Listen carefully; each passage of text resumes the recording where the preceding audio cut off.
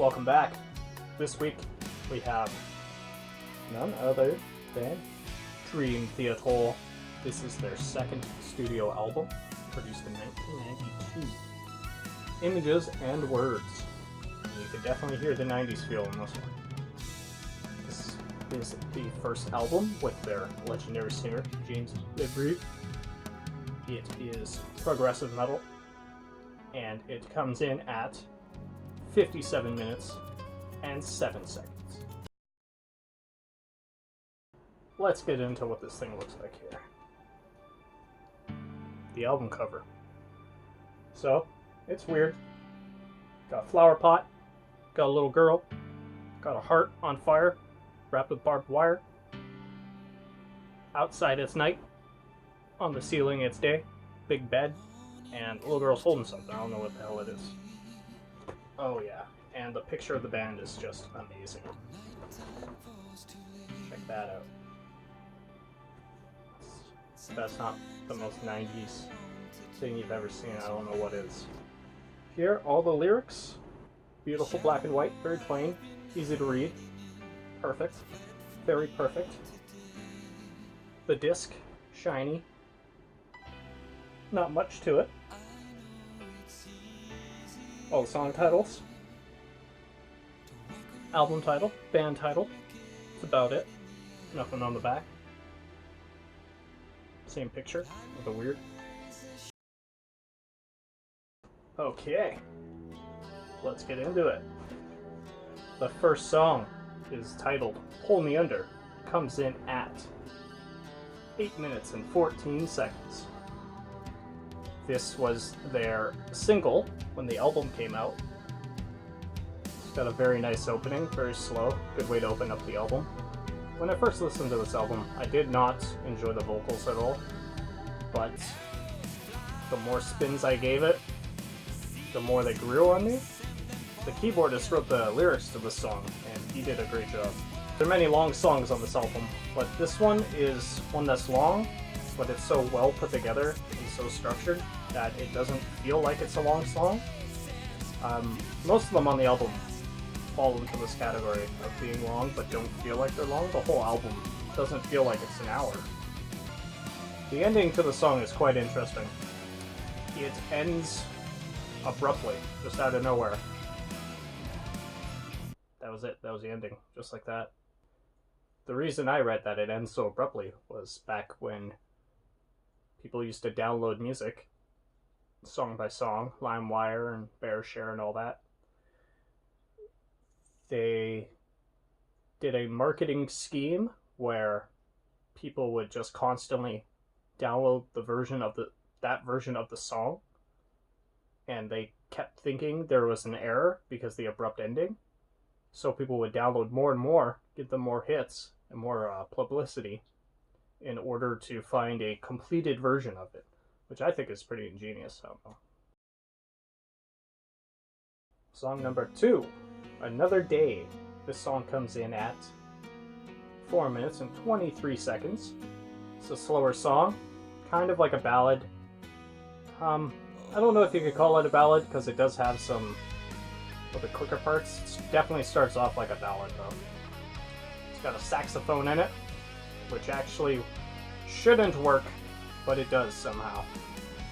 A lot of the lyrics on this album are very inspirational, I guess you could say. They're really good. They're not as dark and as cynical as most metal that you hear. The song overall just has a great feel to it.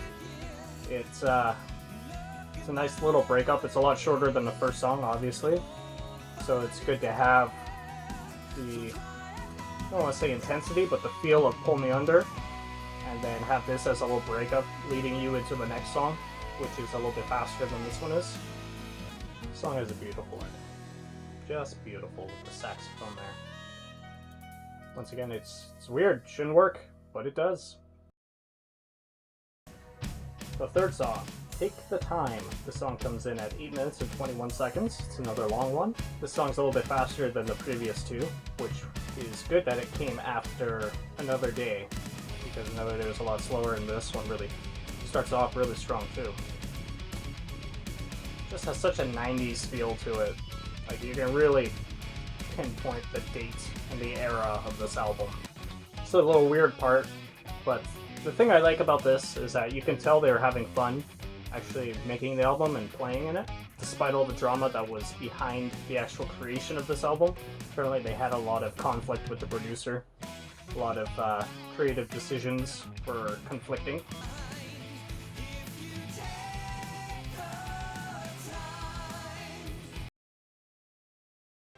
The fourth song is called Surrounded.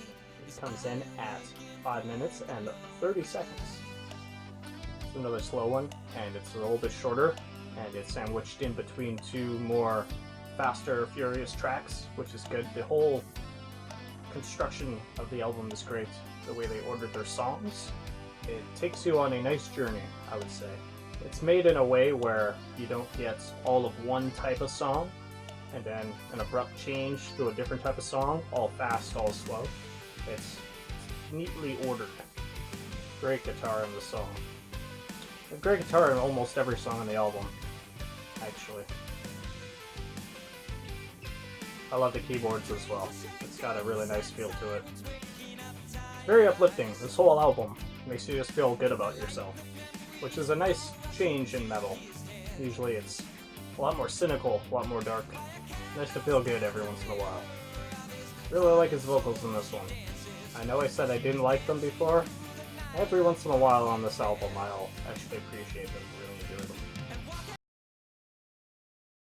Now, starting the last half of the album, song number 5 is Metropolis Part 1, The Miracle and the Sleeper.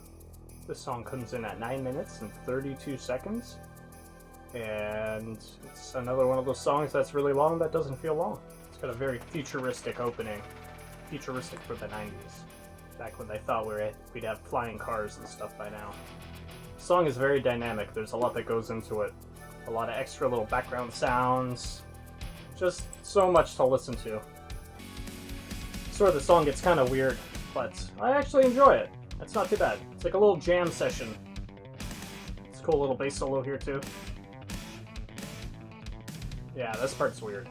That's another song that you can tell they were just having a lot of fun making, instead of trying to actually be incredibly serious and make some masterpiece. They just had fun with it, and they ended up making a masterpiece anyway.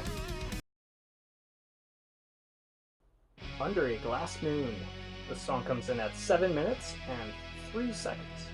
This song has a little bit of everything in it. It's got fast parts, it's got slow parts, ballad-ish, not really. I really love that you can hear the bass in their songs too. They don't drown it out or hide it like a lot of other albums have. There's another great solo in this one.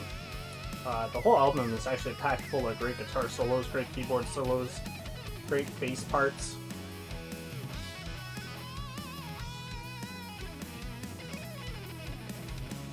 It's a really great song. Once again, a longer song that doesn't feel long at all. The second last song on the album is the shortest. It's called Wait for Sleep, and it comes in at 2 minutes and 32 seconds. It's a very bardly song. I can picture it played in some medieval tavern. Sure, it could be in Skyrim or something like that. Oh, they said the album title. It's the first time that's happened.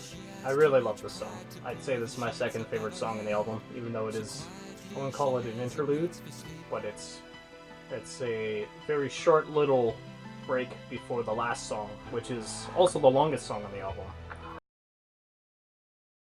The last song on the album is called Learning to Live. It's the longest song at 11 minutes and 30 seconds.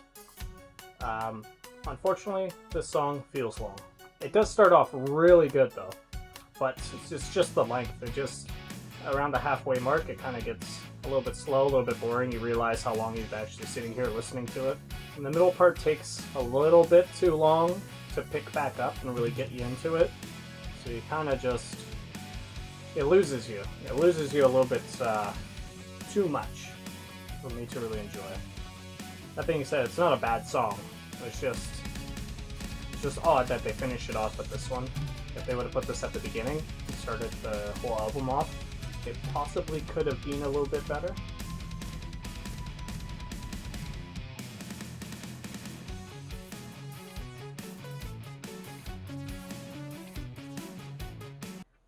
So yeah, that was Dream Theater's Images and Words.